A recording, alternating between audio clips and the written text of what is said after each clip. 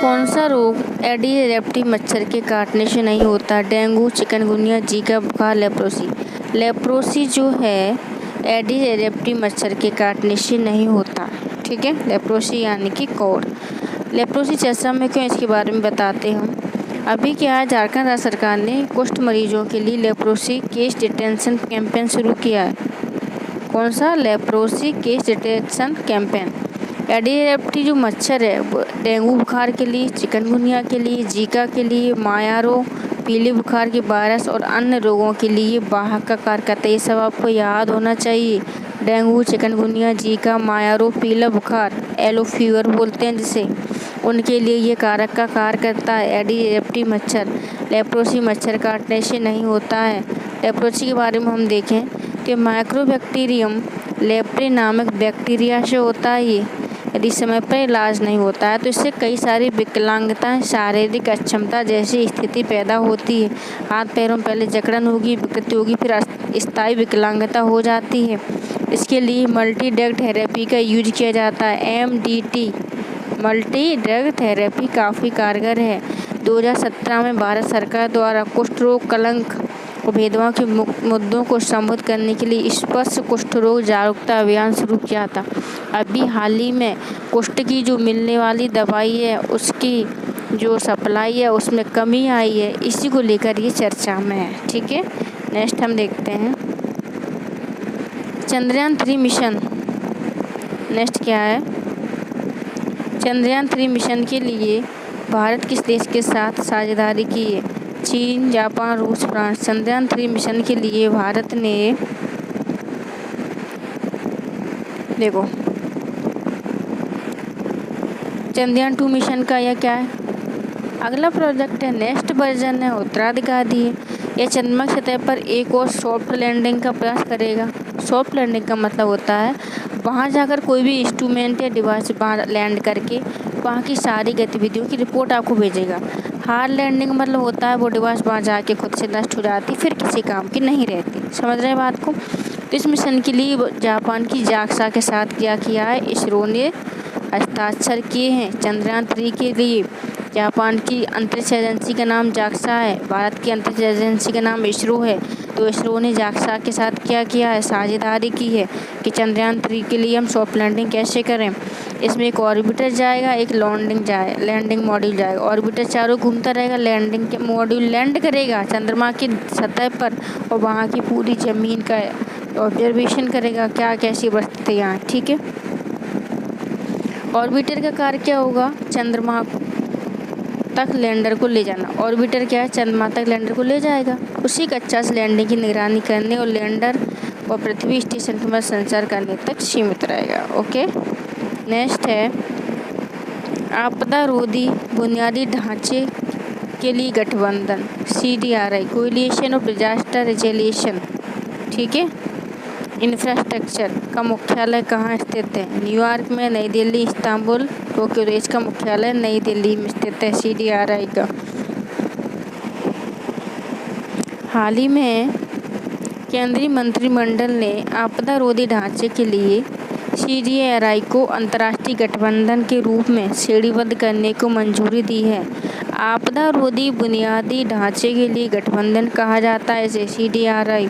यह राष्ट्रीय सरकारों, बहुपक्षीय विकास, वित्त पोषण, निजी क्षेत्र, शैक्षणिक अनुसंधान संस्थानों की एक वैश्विक साझेदारी है।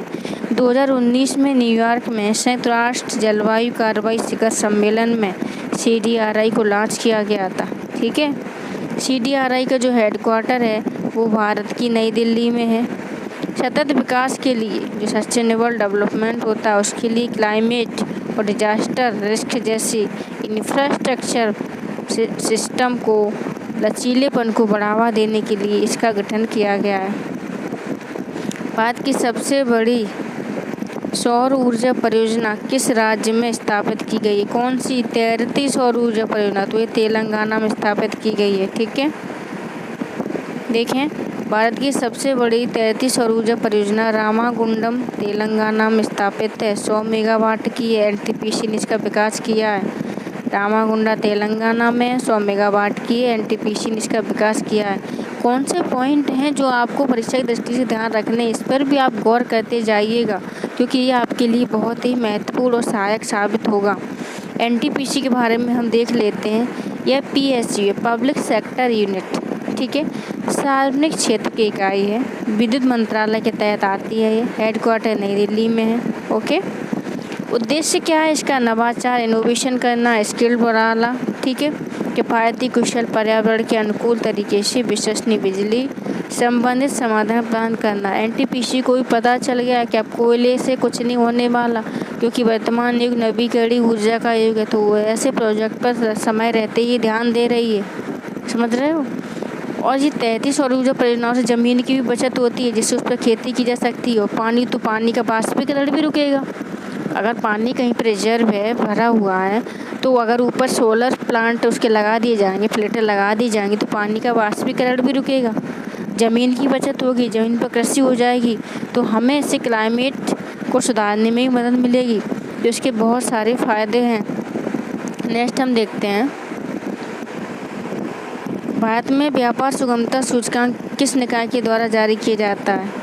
तो भारत में व्यापार सुगमता सूचकांक नीति आयोग, वित्त मंत्रालय, वाणिज्य उद्योग मंत्रालय, श्रम और उद्योग मंत्रालय किसने जारी किया है? इसके बारे में हम देखते हैं। ये हम बता चुके हैं आपको, वाणिज्य और उद्योग मंत्रालय के द्वारा जारी किया जाता है। ऊपर हम आपको ये बता कर आए हैं पहले डिस्कशन सूचकांक किसी लेक्चर में, है ना। सेंडोनी वन्यजीव अभ्यारण्य कहाँ स्थित है? सेंडोनी वन्यजीव अभ्यारण्य कहाँ स्थित है, इसके बारे में हम देखते हैं। सेंडोनी वन्यजीव अभ्यारण्य में क्या है? औषधि गुण वाले पौधों की स्थानिक प्रजाति चयन कुरुंजी, मोस्ट इम्पोर्टेंट, जलवायु परिवर्तन का संकट का सामना कर रही है। इस पौधे के नाम पर ही इस वन्यजीव अभ्यारण्य का नाम रखा गया है। सेंडोनी वन्यजीव अभ्यारण्य पश्चिमी घाट में केरल के कोल्लम जिले में स्थित है। चयन कुरुंजी यहाँ औषधिक पौधे पाए जाते हैं। यह संरक्षित क्षेत्र जो है अगस्त्यमलाई बायोस्फीयर रिजर्व के अंतर्गत आता है। अब हम अगस्त्यमलाई के बारे में देखते हैं। अगस्त्यमलाई बायोस्फीयर रिजर्व जो है यूनेस्को द्वारा मान्यता प्राप्त बायोस्फीयर रिजर्व पश्चिमी घाट के दक्षिणी छोर में स्थित है। बायोस्फीयर रिजर्व में 3 वन्यजीव अभ्यारण्य, सेंदुरने, पेपारा, नैयर, ठीक है। इसके साथ ही कलाकड़ मुंडनथुराई टाइगर रिजर्व भी शामिल है। सेंदुरने, पेपारा, नैयर वन्यजीव अभ्यारण्य है। कलाकड़ मुंडनथुराई टाइगर रिजर्व शामिल है, ठीक है। तमिलनाडु और केरल में ये फैला हुआ है। कौन? Agasthyamalai biosphere reserve. 3000 की कुल आबादी की कई जनजाति बस्तियाँ निवास करती हैं यहाँ। और यहाँ की फेमस जो जनजाति है वो है आपकी कानी जनजाति। कानी जनजाति मोस्ट इम्पोर्टेंट पश्चिमी घाट के भीतर एक महत्वपूर्ण जैव भौगोलिक हॉटस्पॉट का गठन करता है। पश्चिमी घाट में एक हॉटस्पॉट का ये निर्माण करता है। नेक्स्ट हम देखेंगे, तो कानी जनजाति को आप ध्यान रखेंगे। हाल ही में चर्चा में रही कुरुंजी, मुलई, मुरथम, नीथल और पलाई क्या है? ठीक है, ये क्या है ये आपको ये बताना है। तो इसको हम देखते हैं। हाल ही में सेंट्रल विस्टा प्रोजेक्ट, नई संसद भवन जो बनाई जा रही है, उसमें तमिलनाडु से संगम साहित्य में वर्णित 5 पारिस्थितिक क्षेत्रों की मिट्टी को शामिल किया गया है। सेंट्रल विस्टा प्रोजेक्ट हमारे नई संसद भवन के निर्माण से संबंधित है। उसमें तमिलनाडु से संगम साहित्य में वर्णित 5 इकोसिस्टम की मिट्टी को शामिल किया गया है। और इन मिट्टियों में कुरुंजी जो पहाड़ी और ढलान मृदा है, मुलई जंगल और घास के मैदान, मुरुदम मैदानी घाटियाँ, मरुभूमि, कृषि भूमि, नीथल तटीय समुद्री तट, पलाई बंजर भूमि। तो क्या ये मिट्टियाँ हैं, इनको वहाँ शामिल किया गया है। ओके, दक्षिण भारत के कृष्णा और तुंगभद्रा नदी के स्थित क्षेत्र में 300 ईसा पूर्व से 300 ईस्वी के बीच संगम काल की अवधि रही है। 300 ईसा पूर्व के 300 ईस्वी के बीच की जो अवधि है उसको संगम काल कहते हैं। संगम तमिल कवियों का एक संगम सम्मेलन था जिसे पांड्य राजाओं द्वारा कराया जाता। मदुरै, कपाटपुरम, मदुरै 3 जगह ये हुआ था। ठीक है, सम्मेलन के बारे में देख लेते हैं हम। पहला संगम मदुरै में हुआ था। 3 संगम हुए थे, पहला मदुरै में हुआ था, दूसरा कपाटपुरम में हुआ था। ठीक है, इस संगम का एकमात्र तमिल व्याकरण ग्रंथ है तोलकाप्पियम। और तीसरा संगम भी मदुरै में हुआ था। ये पूछ लेते हैं पहला संगम कहाँ हुआ था। पहला मदुरै में, दूसरा कपाड़पुरम में, तीसरा भी मदुरै में। और इनमें जो साहित्य रचा गया था व्याकरण ग्रंथ वो तोलकाप्पियम में उपलब्ध है अभी वर्तमान में। संगम साहित्य के बारे में देखते हैं। संगम की रचना में तोलकाप्पियम, एत्तोतुके, पत्तुपातु, पादने, किल्लकड़कम, शिलप्पादिकरम, मणिमेखले, जीवक, सिंतमड़म महाकाव्य शामिल हैं। ओके, देखते हैं हम किसने कोणार्क के सूर्य मंदिर का निर्माण करवाया था। राजेंद्र प्रथम, राजा ययाति केसरी, नरसिंहदेव प्रथम, महेंद्र वर्मन प्रथम। तो कोणार्क के सूर्य मंदिर का निर्माण राजा नरसिंहदेव प्रथम द्वारा किया गया था। हाल ही में इसका जीर्णोद्धार का काम चल रहा है, इसलिए ये चर्चा में है। ठीक है, कोणार्क के सूर्य मंदिर के बारे में हम देख लेते हैं। इसका जो निर्माण है राजा नरसिंहदेव प्रथम ने 13वीं शताब्दी में करवाया था। भगवान सूर्य को समर्पित है। यह विशाल रथ के आकार में बनाया गया है इसको, और 1984 में यूनेस्को वर्ल्ड हेरिटेज साइट में इसको शामिल किया गया। इसे चुंबकीय गुणों के कारण ब्लैक पैगोडा कहा जाता है। इसमें चुंबकीय गुण पाए जाते हैं, चुंबक की तरह आकर्षण का गुण है, इसलिए इसको ब्लैक पैगोडा कहा जाता है। ओके, नेक्स्ट हम देखेंगे हाल ही में चर्चा में रहे नासा के आर्टेमिस कार्यक्रम का उद्देश्य क्या है। नासा का जो आर्टेमिस कार्यक्रम किससे संबंधित है। चंद्रमा के लिए अन्वेषण कार्यक्रम है क्या, शनि ग्रह के लिए है, शुक्र ग्रह के लिए है, डिडिमुस नामक उल्कापिंड के लिए। तो आर्टेमिस कार्यक्रम जो है ये चंद्रमा मिशन के लिए नासा के कैपस्टोन क्यूवेट मिशन को लॉन्च किया गया है। यह मिशन आर्टेमिस मिशन के लिए महत्वपूर्ण माना जा रहा है। कैपस्टोन का नाम आप याद रखिएगा। आर्टेमिस मिशन चंद्रमा के अन्वेषण का कार्यक्रम है। नासा 2024 तक चंद्रमा का जो साउथ पोल है उस सहित चंद्रमा की सतह पर अंतरिक्ष यात्रियों को उतारना चाहता है। इस मिशन में नासा के साथ साथ कनाडा, यूरोप, जापान की अंतरिक्ष एजेंसियां में शामिल हैं। आर्टेमिस नासा की डीप स्पेस एक्सप्लोरेशन प्रणालियों में से पहला मिशन है। ओके, नेक्स्ट हम देखेंगे निम्न में से डीएनए फिंगरप्रिंटिंग के उपयोग क्या है। आपराधिक पहचान बिल्कुल सही, माता पिता के विवाद सुलझाना बिल्कुल सही, शत विशत अवशेषों की पहचान बिल्कुल सही। तो आंसर होगा आपका उपरोक्त सभी। ठीक है, भारत में डीएनए फिंगरप्रिंटिंग के जनक डॉक्टर लालजी सिंह की जयंती मनाई गई है हाल ही में। डीएनए फिंगरप्रिंटिंग को पहली बार 1984 में यूके में एलेक्स जेफरीज द्वारा विकसित किया गया था। इसका उपयोग किसी व्यक्ति की पहचान करने के लिए किया जाता है। DNA acid base adenine cytosine, जो डीएनए क्षार होते हैं ना, ATGC, adenine, guanine, cytosine, thymine, चीनी और फास्फेट से मिलकर बना होता है डीएनए। ठीक है, लगभग 99.7% क्षार समूह यानी दो लोगों के बीच समान होते हैं। समझ रहे हो, 99.7% डीएनए सबके समान होते हैं।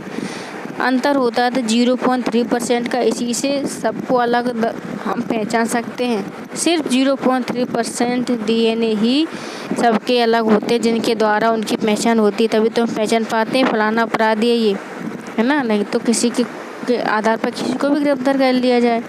डीएनए का अध्ययन करने के लिए ब्लड के सैंपल लिए जाते हैं, वीर के सैंपल लिए जाते हैं, बाल, दांत, जड़ों के साथ हड्डी, मांस, लार, आपके शरीर का कोई भी पार्ट आपके डीएनए का काम करता है। एक बात आप याद रखिएगा। नेक्स्ट हम देखेंगे क्या उपयोग हैं इसके।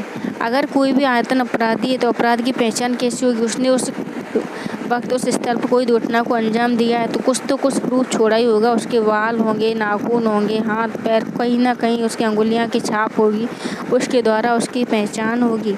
मातृ पितृ के विवाद सुलझाने के लिए एनडी तिवारी जी का केस आपने सुना ही होगा। उनके बेटे ने केस किया था कि मैं इनका ही बेटा हूँ, तो डीएनए जांच में सामने आया था हाँ ये अब इनके ही बेटे हैं, जबकि वर्तमान में एनडी तिवारी जी इस दुनिया में मौजूद नहीं है, वो जा चुके हैं।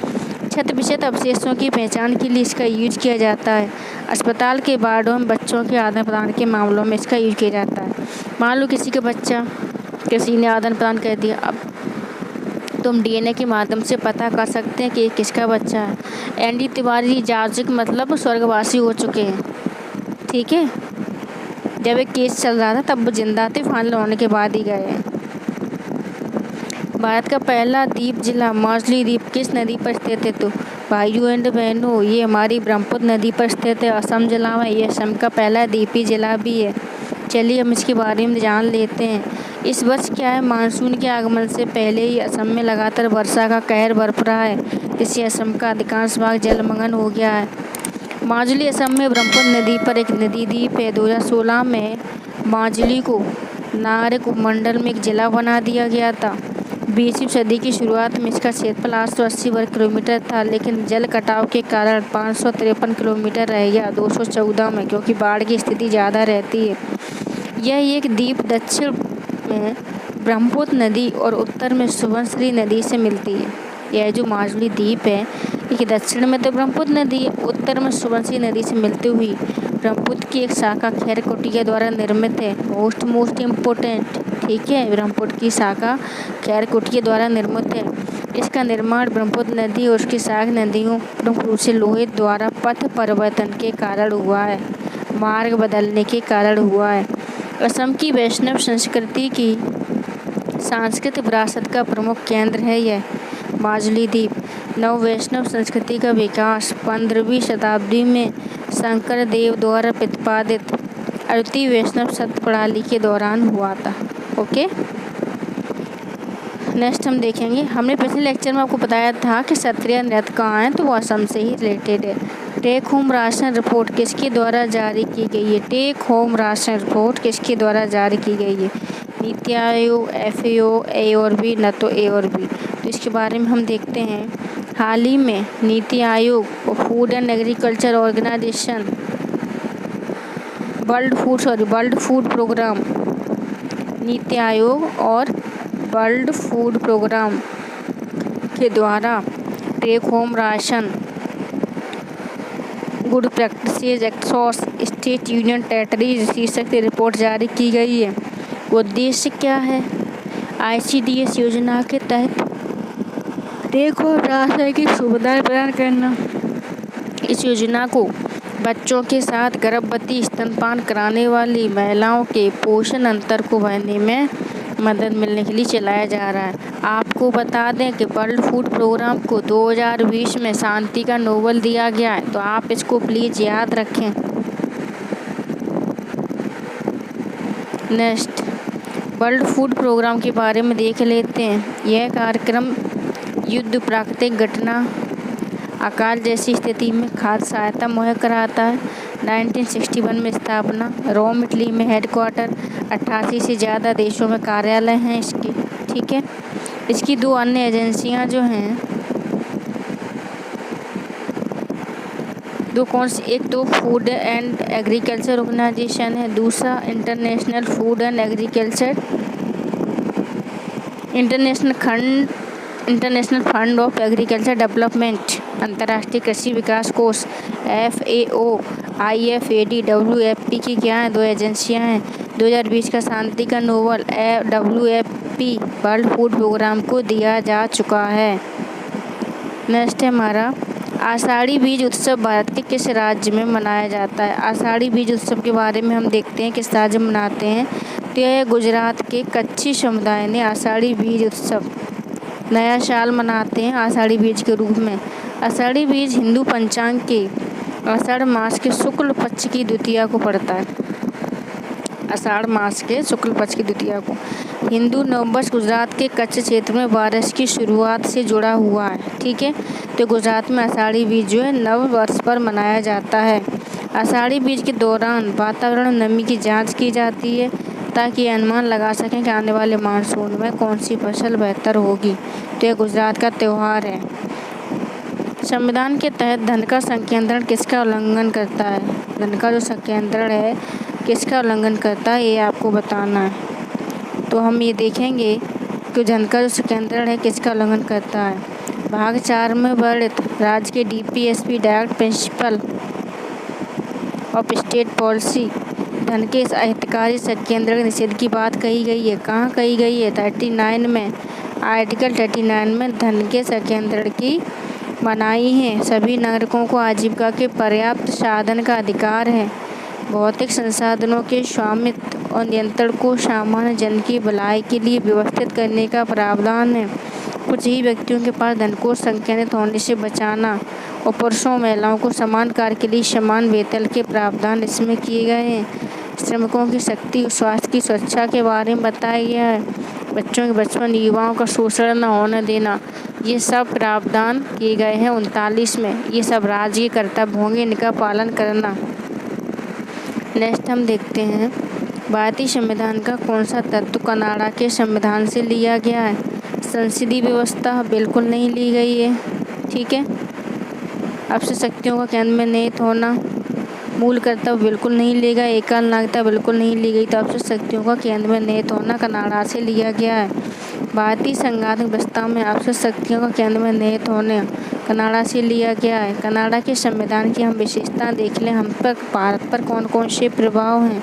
संघात्मक विशेषताएं, आपसे शक्तियाँ, केंद्र द्वारा राज्यपालों की नियुक्ति, उच्चतम न्यायालय का परामर्शी न्याय निर्णय, मोस्ट इम्पोर्टेंट। संघात्मक विशेषताएं, आपसे शक्तियाँ केंद्र के पास, केंद्र द्वारा राज्य के राज्यपालों की नियुक्ति, उच्चतम न्यायालय का परामर्श न्याय निर्णय, ये सभी कनाडा से लिया गया है। ब्रिटेन से हमने क्या लिया है ज़रा हम देख लेते हैं। ब्रिटेन से हमने संसदीय प्रणाली ली है, एकल नागरिकता ली है, विधि निर्माण की प्रक्रिया ली है, विधि का शासन लिया है, मंत्रिमंडल प्रणाली ली है, संसदीय विशेषाधिकार ये हमने ब्रिटेन से लिया है। सोवियत संघ से भी देख लेते हैं। मूल कर्तव्यों का प्रावधान, सोवियत संघ मूल कर्तव्य है ना। और प्रस्तावना में सामाजिक, आर्थिक, राजनीतिक न्याय का आदर्श।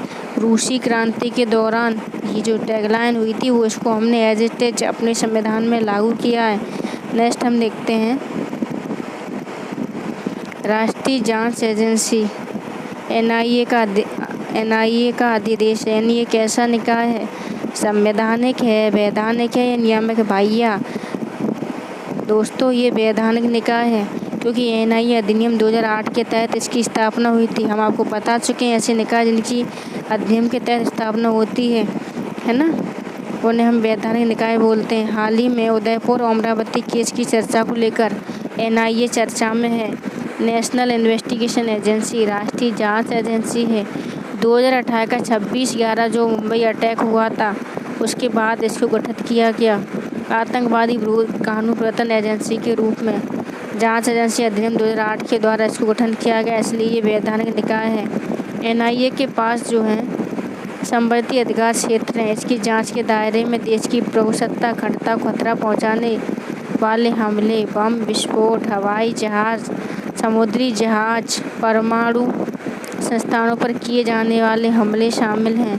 आतंकवादी हमलों के अलावा जाली मुद्रा, मानव तस्करी, ड्रग, मादक पदार्थ, संगठित अपराध, जबरन धन वसूली आदि अपराध इसके दायरे में आते हैं। एनआईए संशोधन 2019 में किया गया है। एनआईए संशोधन 2019 के द्वारा इसके क्षेत्राधिकार में क्या की गई है? वृद्धि की गई है। इसके क्षेत्राधिकार में वृद्धि की गई है। इसे जाली मुद्रा से जुड़े अपराधों की जांच पड़ताल करने, अभियोग चलाने का भी अधिकार मिल गया है। ओके, तो आज का लेक्चर हमारा यही समाप्त होता है। हमने आपको हमारा यहाँ पढ़ाने का उद्देश्य, हाईलाइट करने का उद्देश्य ये भी रहता है कि आप पढ़ते हुए ये समझें कि क्या इम्पोर्टेंट है, क्या पूछा जा सकता है, हमें किस पर फोकस करना है। मैं इतनी चीज़ों को पढ़ाई हूँ तो आपका ये कर्तव्य होना चाहिए कि जो शब्द यहाँ यूज हुए उन पर और डिटेल में आप जानकारी एकत्रित करें, ताकि आने वाले एग्ज़ाम में आपकी जो मनोबल है, आपका जो कॉन्फिडेंस है मजबूत हो सके। दोस्तों कॉन्फिडेंस सिर्फ और सिर्फ नॉलेज से ही मजबूत होता है। आपका नॉलेज जितना मजबूत होगा आपका कॉन्फिडेंस भी उतना ही मजबूत होगा।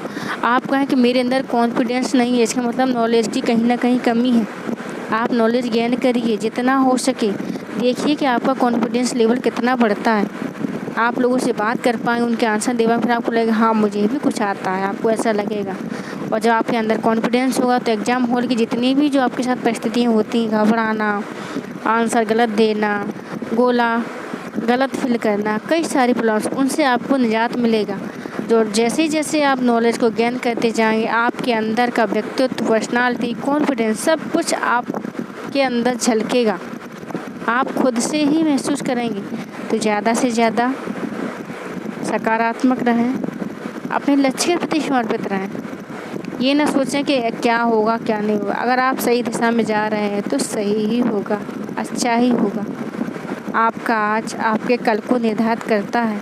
तो निश्चिंत रहें, अपनी तैयारी को सकारात्मक में चलें, स्वस्थ रहें, मस्त रहें, अपनी दिनचर्या को अच्छे से फॉलो करें। एक रूटीन बनाएं, जगने का, उठने का, व्यायाम का, पढ़ने का, खाने का। क्योंकि एक दिन की पढ़ाई तो होती नहीं कि आपने एक दिन 24 घंटे पढ़ लिया, दूसरे दिन पर डले हैं। तो रूटीन कभी भी कैंसिल नहीं होना चाहिए, रूटीन फॉलो कीजिए। और जिनके जीवन में अनुशासन है वही सफल है। अनुशासन क्या होता है? हम अपने जीवन को कैसे रेगुलेट करते हैं, क्या हमारा उठने का टाइम है, कब हम एक्सरसाइज करते हैं, कब हम नाश्ता करते, कब हम खाते, कब हम पढ़ते, कब हम सोते हैं, कितना हम अपने टाइम को वेस्ट कर रहे हैं, हम खुद को कितना रेगुलेट कर रहे हैं, ये है अनुशासन। क्योंकि अगर आपने अपने आप को अनुशासित कर लिया तो आपका पूरा जीवन अनुशासित हो जाता है, फिर तो कहने की बात ही नहीं है, जो भी होगा अच्छा ही होगा। तो स्वस्थ रहें, मस्त रहें। वीडियो पसंद आया तो लाइक करें, शेयर करें और कमेंट बॉक्स में फीडबैक ज़रूर दें। क्योंकि आपका फीडबैक नहीं देंगे तो हम इम्प्रूवमेंट कैसे करेंगे? हमको लगेगा कि सब कुछ अच्छा चल रहा है। तो फीडबैक देना ना भूलें। गुड लक, गुड बाय, जय हिंद।